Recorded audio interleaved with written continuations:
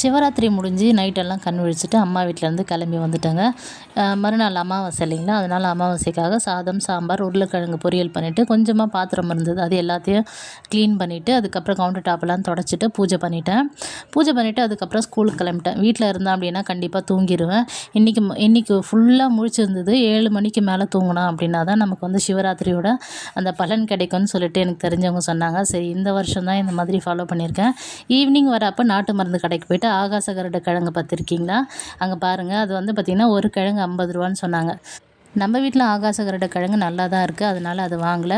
வெண்குங்குளியம், வெண்கடுகு, சாம்பிராணி, பால் சாம்பிராணி இதெல்லாம் வாங்கிட்டு வந்தேன் சாம்பிராணி போடுறதுக்காக. ஈவினிங் வந்த உடனே பூஜையை முடிச்சுட்டு ஒரு 7 மணி போல் டிஃபன் சாப்பிட்டுட்டு நான் வந்து ரெஸ்ட் எடுக்க ஆரம்பிச்சிட்டேன். உங்களுக்கு சிவராத்திரி எப்படி போச்சுன்னு சொல்லிட்டு மறக்காமல் கமெண்ட் பண்ணுங்கள். நீங்கள் இது போல் வந்து கண் விழிச்சிருக்கீங்களான்னு சொல்லிட்டு மறக்காமல் கமெண்ட் பண்ணுங்கள். 7 மணிக்கு மேலே தூங்க ஆரம்பித்தவ மறுநாள் 7 மணி